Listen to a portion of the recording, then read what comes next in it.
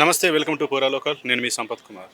ఏదైతే పోరాటాలు బలిదానాలతో సాధించుకున్న తెలంగాణ ఇన్ని సంవత్సరాలు వచ్చి తెలంగాణ రాష్ట్రం ఏర్పడ్డా కూడా ఇంకా తెలంగాణలో మళ్ళీ ఉద్యమం చేయాల్సిన పరిస్థితి వచ్చిందంటూ కూడా తెలంగాణ అస్తిత్వ వేదిక ఆధ్వర్యంలో తెలంగాణ అస్తిత్వ వేదికను అయితే ఏర్పాటు చేయనట్టుగా 19వ తారీఖున దానికి సంబంధించి ఆవిర్భావ సభను కూడా ఏర్పాటు చేయనట్టుగా దానికి సంబంధించి చైర్మన్ ప్రకాష్ గారు ఉన్నారు. వారిని అడిగి మరిన్ని వివరించారు. సార్ నమస్తే. సార్ నమస్తే సార్, ప్రస్తుతం ఉన్నట్టు మనకు తెలంగాణ రాష్ట్రం వచ్చింది. తెలంగాణ రాష్ట్రం వచ్చిన తర్వాత కూడా మళ్ళీ ఉద్యమం చేయాల్సిన పరిస్థితి వచ్చింది. దానికి అనుగుణంగా తెలంగాణ అస్తిత్వ వేదికను కూడా మేము ఏర్పాటు చేయబోతున్నాం అన్నట్టు మీరు చెప్తున్నారు. అసలు ప్రస్తుతం తెలంగాణ రాష్ట్రంలో ఎటువంటి పరిస్థితులు ఉన్నాయనుకుంటున్నారు? అంటే అన్ని రకాలుగా ఒక దురవస్థ మొదలైంది తెలంగాణకు. ఎందుకంటే మనము సాధించుకున్న ఫలితాలను కూడా కాపాడుకోలేని పరిస్థితిలో ఉన్నాం.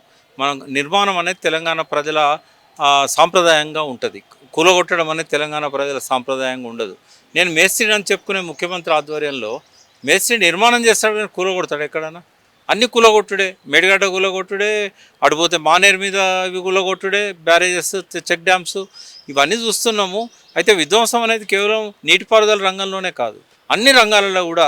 ఇక్కడ శుద్ధీకరణ చేయమంటే మూసి సుందరీకరణ అంటాడు. మా మ్యాపిల్ టౌన్ను మధు పార్క్ రిడ్జ్ను కూలగొట్టేసి అంతకంటే పెద్ద బిల్డింగ్ కడతానంటాడు.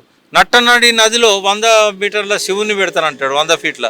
ఇవన్నీ నది విధ్వంసము, జీవన విధ్వంసము, బయోడైవర్సిటీ విధ్వంసము, తెలంగాణ అస్తిత్వ విధ్వంసము. ఏది చూసినా విధ్వంసమే కనబడతా ఉంది. హైడ్రాతో చేసే విధ్వంసము, చెరువుల పరిరక్షణ అందులో ఒక ఆహ్వానించదగ్గ పరిణామం అయినా కూడా విధ్వంసం చాలా జరుగుతూ ఉన్నది. జీవన విధ్వంసం జరుగుతూ ఉంది. ఆహారం అలవాట్లు మారిపోయినాయి. బర్గర్లు, పిజ్జాలు తిని 30 ఏళ్ళకే చచ్చిపోతున్నారు. ఫ్లోరైడ్ మళ్ళీ వచ్చింది. సిరిసిల్లలో మళ్ళీ ఉరిపెట్టుకుని చస్తున్నారు అక్కడున్న నేతగాళ్ళు. తేజాబ్ దాగి గోల్డ్ స్మిత్లు చస్తున్నారు.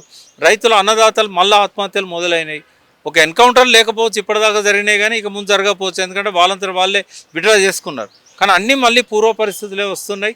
మళ్ళీ చెరువులు ఎండిపోతూ ఉన్నాయి. మిషన్ కాకతీయులు రిపేర్ చేసిన వాడికి రూపాయి పెట్టడం లేదు. అన్నిటికంటే ఎక్కువగా మన సంస్కృతి విధ్వంసం అవుతున్నది, మన భాష విధ్వంసం అవుతున్నది. మన చరిత్రను తెలంగాణ వచ్చినాక ఎన్ని సంవత్సరాలైనా కూడా మళ్ళీ పిల్లలకు అందించడంలో విఫలమవుతున్నారు. మన పాఠ్యాంశాలు ఒక విధ్వంసము, అభివృద్ధి పేరుతో జరుగుతున్నదంతా విధ్వంసంగానే కనబడుతూ ఉంది. కాబట్టి అస్తిత్వం అనేది కాపాడుకోకపోతే భవిష్యత్ తరాలు మనకి క్షమించవు. కేవలం తెలంగాణ తెచ్చి సంతోషపడడం కాదు, ఆ తెలంగాణ ఫలితాలను కాపాడుకోవాలి, ప్రజల ఆకాంక్షలు నెరవేర్చాలి, ఈ పార్టీలు ఎజెండాలో పెట్టుకున్నాయన్నీ కూడా ఇంప్లిమెంట్ చేయాలి. నేను వన్ ఆఫ్ ది కోఆథర్ తెలంగాణ రాష్ట్ర సమితి ఎన్నికల ప్రణాళిక. చాలా వరకు నెరవేర్చినా కూడా, కొన్ని చెప్పకుండా చేసినా కూడా మంచి పనులు చేయాల్సిన ఇంకా మిగిలిపోయినాయి ఆ ప్రణాళికలు. ఇవన్నిటి మీద మేము తప్పకుండా స్పందిస్తాం. రాజకీయ పార్టీలకు చెప్పేదిగా చెప్తాం, వినకపోతే ప్రజలలో పోయి సెన్సిటైజ్ చేస్తాం. మళ్ళొక ఉద్యమం అనేది లేకపోతే ఈ తెలంగాణ అనేది బొందలగడ్డగా మారుతుంది.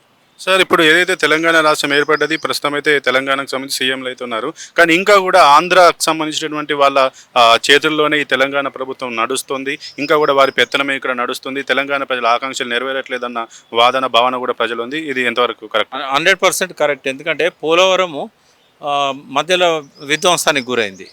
దాదాపు 15,000 కోట్ల పనులు దెబ్బతిన్న తర్వాత వాళ్ళకి ఏమర్థమైందంటే, ఆ డెల్టాకు నీళ్లు కావాలంటే పోలవరంలో నీళ్లు స్టోరేజ్ చేస్తేనే డెల్టాలో 14 లక్షల ఎకరాలకు నీళ్ళు వస్తాయి. ఆ డెల్టా దగ్గర ధవళేశ్వరం ఆనకట్ట దగ్గర 2 టీఎంసీలు కూడా స్టోర్ చేసే పరిస్థితి లేదు. పోలవరంలో నీళ్లు స్టోర్ చేసే పరిస్థితి లేదు. ఆ డయాఫ్రమ్ వాల్ అవన్నీ కొట్టుకపోయినాయి. కాబట్టి మేడిగడ్డను విధ్వంసం చేస్తే ఈ నీళ్లు గలగల గోదావరి డెల్టాకు తరలిపోతూ ఉంటుంది. బంగారు పంటలు రాజమండ్రిలో పండుతాయి. ముంగిళ్ళ మురిపాలు రాజమండ్రిలో ఉంటాయి, కొవ్వూరులో ఉంటాయి, వెస్ట్ గోదావరి, ఈస్ట్ గోదావరి జిల్లాల్లో. మళ్ళీ తెలంగాణ శ్మశాన గడ్డగా మారాలి. మళ్ళీ పాలమూరు బిడ్డలు వలసలకు పోవాలి. ఏమైనా వాళ్ళకి అవసరం లేదు. వాళ్ళు 57 ఏళ్ల పాలనలో గోదావరి మీద ఒక్క బ్యారేజ్ కట్టలేదు. ఎందుకంటే ధవళేశ్వరం దగ్గర కనుక అర్ధర్ కాటన్ ఆనాడే స్టోరేజ్ పెట్టుంటే ఈ దరిద్రం ఉండకపోయేది తెలంగాణకు. మొత్తం మనల్ని 57 ఏళ్ళు సర్వనాశనం చేశారు. కేసీఆర్ 3 ఏళ్లలో కట్టాడు బ్యారేజీలన్నీ, 7 బ్యారేజీలు కట్టాడు. బ్యారేజీలు కట్టడం వల్ల లాభం ఏంటంటే తెలంగాణలో పడ్డ వర్షపు నీళ్ళు బ్యారేజీల దగ్గర ఆగి తెలంగాణకు లిఫ్ట్ ద్వారా ఉపయోగపడతాయి. కానీ ఈ మేడిగడ్డను ధ్వంసం చేయడం వల్ల ప్రాణహిత నీళ్ళన్నీ కూడా ఎక్కడ ఆగకుండా నేరుగా డెల్టాకు పోతాయి. ఎప్పుడు పోలవరంలో డ్యామ్ కంప్లీట్ అయ్యేదాకా, అంటే నీటి నిల్వ సామర్థ్యం పెరిగేదాకా దీన్ని రిపేర్ చేయరని నేను 4 ఏళ్ల కింద చెప్పా. 2 ఏళ్ల కింద చెప్పా. మొన్న చంద్రబాబు నాయుడు ప్రకటన చేశాడు, రాబోయే సంవత్సరంలో పోలవరంలో నీటిని నిల్వ చేస్తాము అని.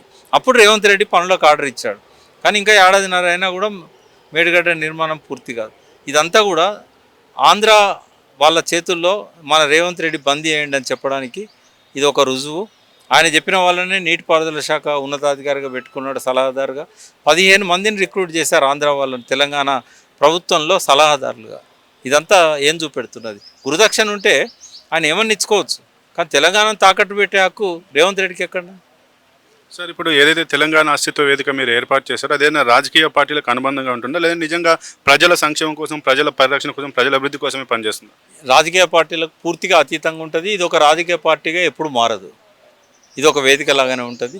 ఇందులో ఉన్న వాళ్ళకు భావజాలాలు ఉండొచ్చు, కానీ పార్టీ సభ్యత్వం ఉండకూడదు.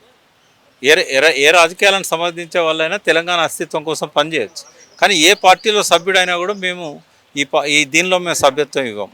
కాబట్టి ఇప్పుడే కాదు, ఎప్పుడు నా ఆఖరి శ్వాస ఉన్నంత వరకు కూడా అస్తిత్వ వేదిక అది ఒక నాన్ పొలిటికల్ ఆర్గనైజేషన్ లాగా, నాన్ పార్టీ ఆర్గనైజేషన్ లాగానే ఉంటుంది. సార్, ఇక ఇది తెలంగాణ విషయానికి వచ్చేసరికి ఏదైతే కేంద్రానికి సంబంధించిన ఎంపీ తేజస్వి యాదవ్ తెలంగాణ రాష్ట్ర విభజనను బ్రిటిష్ ఏదైతే పాకిస్తాన్ విభజన చేసిన దాంతో పోల్చారు. అక్కడ ఉన్నటువంటి దాదాపు 17 మంది ఎంపీలు కూడా తెలంగాణను అయితే కేంద్రంలో ప్రాతినిధ్యం వహిస్తారు. వాళ్ళు ఒక్కరు కూడా దీనిపైన స్పందించినటువంటి పరిస్థితి. అలాగే బీజేపీకి చెందినటువంటి రామచంద్రరావు కూడా దీన్ని భూతద్దంలో పెట్టి చూడాల్సిన అవసరం లేదని చెప్పారు. దీన్ని ఎట్లా చూస్తారు? ఎట్లా మాట్లాడతారు రామచంద్రరావు భూతద్దంలో పెట్టి చూడొద్దని? ఇప్పుడు చెప్పాలి కదా, మనమే కదా మొదటిసారి తెలంగాణ అన్నది అనేది ఆయన మాట్లాడాలి కదా. ఇప్పుడు బీజేపీ మొట్టమొదటి రాజకీయ పార్టీ తెలంగాణలో తెలంగాణ అన్నది. తెలంగాణలోనే కాదు, ఆంధ్రప్రదేశ్ రాష్ట్ర బీజేపీ సమావేశంలో ప్లీనరీ జరుగుతుంది కదా వాళ్ళది. కాకినాడలో ఒక ఓటు 2 రాష్ట్రాలని చెప్పి తీర్మానం చేసింది మొట్టమొదటి రాజకీయ పార్టీ బీజేపీ. అప్పటికి కాంగ్రెస్ అనలేదు, బీఆర్ఎస్ పుట్టలేదు, ఏ పార్టీ అనలేదు, ఏ పార్టీ రాజకీయ నాయకుడు కూడా అనలేదు. మరి మొట్టమొదటిసారి వాళ్ళే కదా అన్నది. రెండవది, నాగపూర్లో కేసీఆర్ గారు, నరేంద్ర గారు జయశంకర్ గారిని తీసుకుపోయి అప్పుడున్న సర్సంఘ చాలక ఆర్ఎస్ఎస్ సుదర్శన్ జీకి తెలంగాణ గురించి చెప్పినప్పుడు మొట్టమొదటిసారి తెలంగాణ సపోర్ట్ చేయండి అని బీజేపీకి ఆయన సూచన చేసింది రాజ్నాథ్ సింగ్, ఆనాటి అధ్యక్షుడు. అక్కడి నుంచే మాట్లాడిచ్చారు. ఆ తర్వాతనే ప్రణబ్ ముఖర్జీ కమిటీకి బిల్లు పెడితే మేము మద్దతు ఇస్తామని రాజ్నాథ్ సింగ్ చెప్పాడు. వాజ్పేయి లెటర్ ఇచ్చాడు తెలంగాణకు అనుకూలంగా. ఇప్పుడే కాదు, 69లో కూడా, 69 తర్వాత 72లో కూడా ఆంధ్ర తెలంగాణ సపరేట్ కావాలనే ఉద్యమం వచ్చింది. వాజ్పేయి హైదరాబాద్కి వచ్చి నారాయణగూడ కేశవ్ మెమోరియల్లో పబ్లిక్ మీటింగ్లో మియా బీబీ రాజీ క్యా కరేగా కాజీ అన్నాడు. అంటే ఆంధ్ర వాళ్ళు సపరేట్ రాష్ట్రం అడుగుతాను, తెలంగాణ సపరేట్ రాష్ట్రం అడుగుతున్నది, నువ్వు ఎందుకు ఆపుతున్నావు అని ఇందిరాగాంధీని ప్రశ్నించాడు. ఈ చరిత్ర తేజస్వికి ఎట్లా తెలుస్తుంది? ఆయన పుట్టక ముందు జరిగిన ఉద్యమాలు ఇవన్నీ. ఆయన పుట్టినాక చిన్నపిల్లాడు ఉన్నప్పుడు జరిగిన తెలంగాణ ఉద్యమం. చరిత్ర తెలుసుకోవాలి ఏదన్నా మాట్లాడాలనుకుంటే. సరే, ఆయన మాట్లాడినా చరిత్ర తెలియకుండా మాట్లాడిండు అని అనొచ్చు, కానీ అక్కడ కూర్చున్న వాళ్ళది పెద్ద తప్పు. అందులో 8 మంది కాంగ్రెస్ ఎంపీలు ఉన్నారు. మిమ్మల్నేగా తిట్టింది ఆయన, యూపీఏ ఇట్లా జీల్చిందని. మీకెందుకు నోరు బెగలట్లేదు? మాట్లాడాలి కదా, ఆపాలి కదా, అది వాళ్ళ తప్పు. రెండవది, బీజేపీ వాళ్ళు మనం పోరాడితేనే వచ్చిందని చెప్పుకొని ఇక్కడ చెప్తారు, మా వాళ్ళనే తెలంగాణ వచ్చిందని చెప్తారు. సుష్మా స్వరాజ్ కూడా దానికోసం గట్టిగా నిలబడ్డది. మరి ఓన్ చేసుకోవాలి, కానీ అక్కడ తిడుతుంటే చూస్తూ ఎట్లా కూర్చుంటారు? కరెక్ట్ చేయాలి కదా. కనీసం ఇప్పుడైనా కిషన్ రెడ్డి గారు నా విజ్ఞప్తి ఏంటంటే ఆ రికార్డ్స్ తీసేయండి, అందులోకెళ్ళి ఆయనకు చెప్పండి, తేజకు మళ్ళీ మాట్లాడమని చెప్పండి, మీడియాలో మాట్లాడమని చెప్పండి, నాకు అవగాహన లేకనే అట్లా మాట్లాడండి అని. ఇది బీజేపీ మీద దుమ్ము పోసిండు, ఆయన కాంగ్రెస్ మీద దుమ్ము పోసిండు, తెలంగాణ ప్రజల మీద దుమ్ము పోసిండు. తప్పు కదా అది. ఇక్కడికి వచ్చినప్పుడు చెప్తాను తేజస్వి సూర్య సంగతి. మీడియా ముందు క్షమాపణలు చెప్పకపోతే తెలంగాణలో అడుగు పెట్టాడు ఆయన. ప్రజలు ఊకుంటారా? మళ్ళొక్కసారి నిప్పురవ్వలాగా రగులుతారు. ఉద్యమ ఆకాంక్షలను, ఉద్యమ అస్తిత్వాన్ని, ఆకాంక్షల అస్తిత్వాన్ని అన్నిటిని కాపాడుకోవడానికే ఇది పెట్టాం. సార్, ఇక చివరిగా ఏదైతే ఈ డీలిమిటేషన్ కావచ్చు, మహిళా రిజర్వేషన్ బిల్లుకు సంబంధించి అటు కేంద్రంలో బీజేపీ అలాగే కాంగ్రెస్ అలాగే కొన్ని దక్షిణాది రాష్ట్రాలు కూడా దీనిపైన అయితే కొన్ని రోజులుగా ఒక చర్చను అయితే చేస్తూ దీన్ని అడ్డుకుంటున్నట్టుగా వస్తున్నటువంటి పరిస్థితి. నిజంగా ఈ డీలిమిటేషన్ వల్ల ఈ దక్షిణాది రాష్ట్రాలకు అన్యాయం జరుగుతుందా?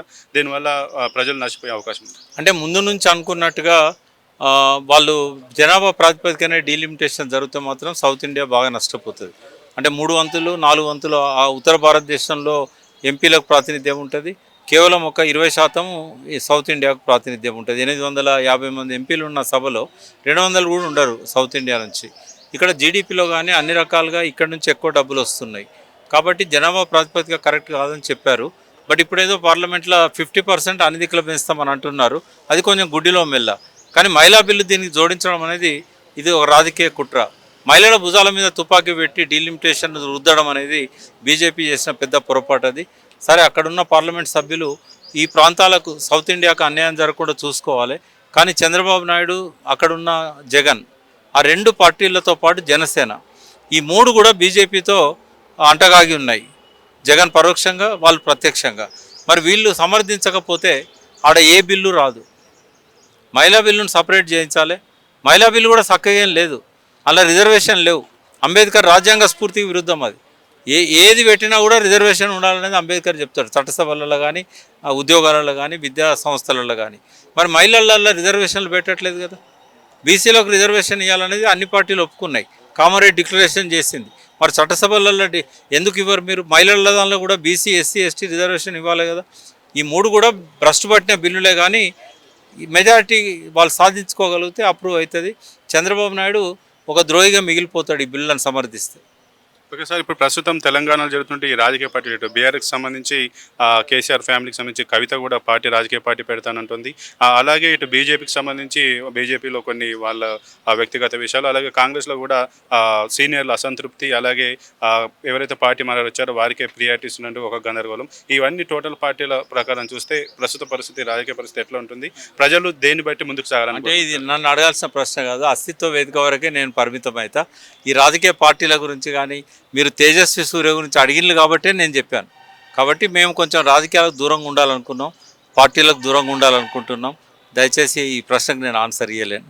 Thank you. ఇక ఏదేమైనా ఏదైతే తెలంగాణలో ఎన్నో పోరాటాలు చేసి, ఎన్నో బలిదానాలు చేసి సాధించుకున్నటువంటి తెలంగాణ రాష్ట్రంలో మళ్ళీ మరొక ఉద్యమం రాబోతుంది. ఉద్యమం వస్తేనే తెలంగాణ ప్రజలు కన్నటువంటి కలలు, ఆకాంక్షలు నెరవేరుతాయి తప్పించి ఈ తెలంగాణ రాష్ట్రం ఇప్పటికి కూడా ఇంకా ఆంధ్ర పాలకుల చెప్పు చేతల్లో నడుస్తుంది అంటూ కూడా మనతో ఈ తెలంగాణ అస్తిత్వ వేదికను ఏర్పాటు చేసినట్టుగా అస్తిత్వ వేదిక చైర్మన్ ప్రకాష్ తెలిపిన పరిస్థితి. కెమెరామెన్ సీతారాంతో సంపత్ కుమార్, హైదరాబాద్.